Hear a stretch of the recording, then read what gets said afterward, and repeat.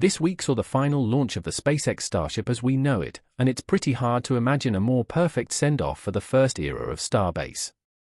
The biggest story of the day is actually the promise of what will come next. But first, let's take a look at Flight 11, which was the closest thing to perfection that a Starship test has ever offered us. All that begins with a previously flown Super Heavy booster. This is the same rocket we saw launch on Flight 8 in March 2025. The booster was returned to the Staractory for some cleanup and refurbishing, which included replacing some of the engines, but we still have 24 of the original Raptors from Flight 8 returning for Flight 11. And they performed beautifully. By now, everyone knows what a successful Starship launch looks like, and this one was no different. A beautiful ascent into a clear blue evening sky followed by a hot stage separation and the booster's return back to the surface. This time around, SpaceX did have a new experiment for their booster landing burn. Just like the two previous flights, this one was not going to be a tower catch. Instead, they are bringing the rocket down over the water. And that gives them the freedom to try something new without worrying about any consequences. So instead of doing the usual procedure where they start the landing with 13 engines and then drop down to 3, they are instead going from 13 to 5 and then to 3 engines right at the very end of the landing. SpaceX says that this is a test run of the new procedure for the next booster V3. It's basically just going to use a little bit less fuel for the landing burn, which means there's more fuel to burn for liftoff. Meanwhile, in space, the Starship is making its way flawlessly into a suborbital trajectory around the globe. All that we're really looking for here is that the ship remains in control the entire time and nothing blows up. So, not only did Starship maintain control through its coasting phase, it also gave us a pretty amazing demonstration of what those wing flaps are capable of when they don't end up melting away during re-entry. At around T+58 minutes into flight and at an altitude of 50 kilometers, Starship begins its first planned dynamic banking maneuver. That's essentially their first attempt at changing course in mid-flight. So instead of letting the ship come down naturally in a straight arc, they are steering around in a kind of semicircle patch as it drops. This is a critical test for future landing attempts when the ship is going to return to its own launch site. It needs to gradually steer itself up from Mexico over to Starbase, Texas. Then just above the ground, the ship needs to make a final twist maneuver to align itself with the tower and catch arms. We can see the ship practice this turn at T+1 hour and 5 minutes. It spins itself around about 180 degrees before making the final downward flip and igniting its engines for the landing burn. Even with all of that steering and changing in direction, the ship somehow still manages to land right on target beside the floating buoy camera. And we see it splash down lightly before tipping over and exploding. Now, that is the last time that a Starship launch will ever look like that. Flight 12 is where the new chapter begins. And that means everything from the ship to the booster to the launch pad will be totally different next time around. The next iteration of the Super Heavy booster is going to bring a totally new look and a lot more power to the table. Starting at the base of the new Super Heavy, it's still going to have 33 engines, but these will be the Raptor V3. Of course, the new engines come with more power, an increase from 230 tons of thrust up to 280 tons. But more importantly, we are getting a much more simplified engine design from Raptor 3 with this dramatic reduction in visible parts. Basically, every hose and wire from V2 has been brought inside the engine casing. This is not only easier to build, but it's also going to be more reliable in flight because there's less stuff being exposed during launch and re-entry. SpaceX says that the Raptor 3 testing phase is now complete and the first flight-ready engines are rolling off the production line as we speak.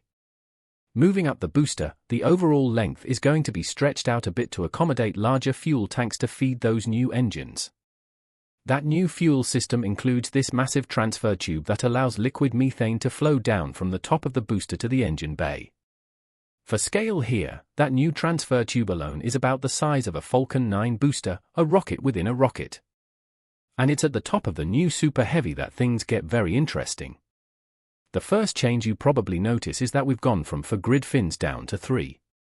And they've repositioned the remaining fins into this T-shaped pattern. It looks like their main reason for doing this was to integrate the catch pin for the chopstick arms into the structure of the fin itself. To accomplish that, each grid fin has been beefed up by around 50% to make them bigger and stronger than before, which seems to have given SpaceX enough confidence to remove one fin entirely. We know that deleting parts is Elon Musk's favorite design philosophy. So now we're going to find out whether they end up having to put it back or not.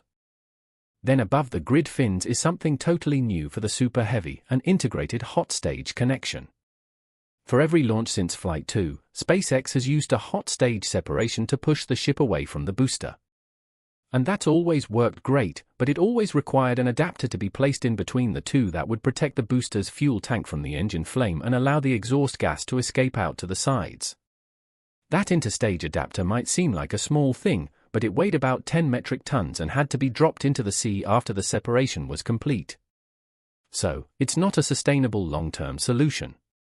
That's why the new booster has this triangle pattern of support beams at the top that provides a lot more open space to vent the exhaust gas. And in the middle is this new reinforced dome section. That's actually the top of the methane fuel tank. And SpaceX has welded on these extra layers of steel and strategic locations to protect the tank from engine fire during the hot stage. Moving up the Starship itself, the V3 is going to look pretty similar to the existing design, but on the inside, it's getting a lot of new upgrades. Now, the current V2 ship is probably best known for having some reliability issues. Most of them experience a rapid unscheduled disassembly of one kind or another. And as far as anyone can tell, each one of those failures was able to shed light on a different issue with the overall design. SpaceX has spent this entire year finding problems, fixing them, then finding new problems, and repeating that process over and over again. Up until the previous flight test, number 10, which was mostly successful, but we did see the ship get rocked by an explosion in the engine compartment that shredded 2 of the rear control flaps prior to re-entry. So, after learning from all of those mistakes, the engineers at Starbase have completely redesigned the fuel delivery system for Starship V3. This rocket is also getting the upgraded Raptor engine, which should prove to be a lot more reliable. With all of that combined, this new Starship Super Heavy is going to be capable of deploying somewhere between 100 and 150 tons of payload into low Earth orbit. That's going to put it on par with the capability of the old Saturn V moon rocket from the Apollo program. Only Starship will also be fully reusable, something that would have been considered impossible back in the Apollo days. And speaking to that reusability, SpaceX gave us the most detailed preview yet of what an orbital docking and fuel transfer is going to look like. The exterior of V3 ship is going to be fitted with new docking adapters on the backside opposite the heat shield. And then it looks like there will be 2 kinds of Starship, one with male adapters and one with female, or one built for sending and one for receiving, whichever way you want to look at it. Then after making that connection, the 2 ships are going to transfer liquid fuel between them, which will allow the receiving ship to fly higher into space and reach new destinations. SpaceX has said that this new Starship V3 is not the final design, but it will be the one that first lands on the Moon and Mars, or attempts to land, at least. We'll see how that goes. And then supporting all of this will be a new and improved Starship launch pad and catch tower, often referred to as Stage 0. Flight 11 will be the final launch from Tower 1, and it will be the last time that SpaceX uses their upside-down showerhead flame diverter. Tower 2 has a more traditional flame trench and water deluge system at its base, the same as what you'd see underneath the Falcon 9. And then the tower itself will be taller and stronger than before. But the chopstick arms will actually be much shorter than the original Mechazilla. The reason for that is pretty simple. Smaller arms can move faster and will be more stable. When SpaceX built the first set of arms, they'd never caught a rocket before, so they didn't know how much surface area they would need. Turns out not very much. So now they're building smarter. That gives us a lot to look forward to, which is great news. It means that the next chapter for Starship will bring new and exciting times all over again. So stay tuned.